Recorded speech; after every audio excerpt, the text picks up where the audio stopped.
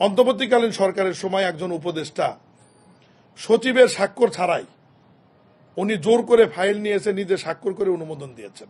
এরাও এই তদন্তের মধ্যে আসবে, যেটি একদম rules of procedure, rules of বিজনেসের পরিপন্থী।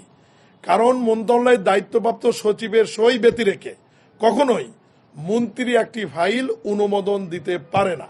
এটি কখনোই আইনে, রুলস অফ প্রসিডিওরে এবং রুলস অফ বিজনেসে নাই। তো এরকম দুই একটি বিষয় আমাদের নোটিশে আসবার পরেই পিরোজপুর সহ বিভিন্ন ঘটনায়, আবার আপনাদের বিভিন্ন নিউজে দেখবেন যে অনেক জায়গায় 7-8 কোটি টাকার ব্রিজ হয়ে আছে, দুই পাশে অ্যাপ্রোচ রোড নাই, কানেক্টিং রোড নাই। তাহলে এই যে সরকার ওখানে 8 কোটি টাকা ব্যয় করে একটা ব্রিজ করলো জনগণের সুবিধার জন্য, তাহলে অ্যাপ্রোচ রোডটা হলো না কেন? 1610টি প্রকল্পে কোনো কাজ না করে টেন্ডারের ফর্মালিটিস মেনটেন করে প্রায় 6,000 কোটি টাকা উত্তোলন করা হয়েছে।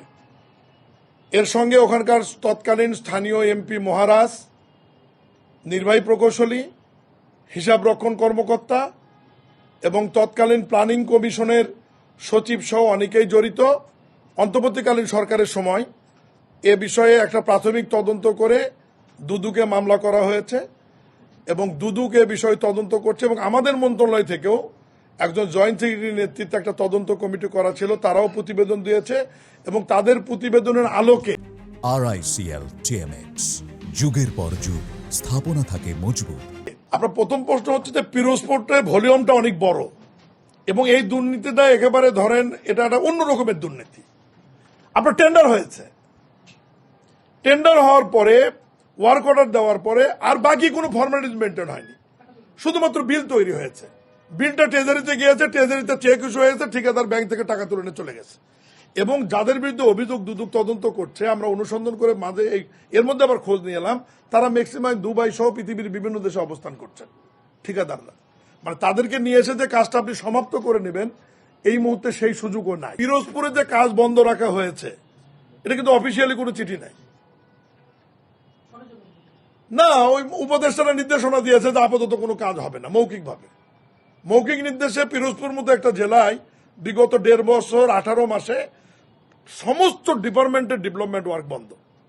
আপনার সড়ক, গণপূর্ত, স্বাস্থ্য অধিদপ্তর, শিক্ষা প্রকৌশল অধিদপ্তর, এলজিডি, জনস্বাস্থ্য, যত ডেভেলপমেন্ট ওয়ার্ক আছে, মানে পিরোজপুর জেলাবাসী বিগত 18 মাস সমস্ত ডেভেলপমেন্ট ওয়ার্ক থেকে বঞ্চিত এবং এটা আইসোলেটেড একটা জেলা হয়ে গেছে। মনে হয় যে তারা বাংলাদেশের মধ্যে নাই। 6,000 কোটি টাকা, 6,000 কোটি টাকা তারা সেখান থেকে বিল করে উঠিয়ে ফেলেছে। একটা জেলায় বরাদ্দ নিয়ে গেছে তারা। এবং তোফাজ্জল নামে একজন সচিব ছিলেন বিগত সরকারের, যিনি প্ল্যানিং সচিব ছিলেন, পরে মুখ্য সচিব হয়েছিলেন সম্ভবত, বা ক্যাবিনেট সচিব হয়েছিলেন, আমি ডিটেলস বলতে পারবো না। উনার বাড়ি ওখানে, উনি সরাসরি এটার সাথে ইনভলভমেন্ট।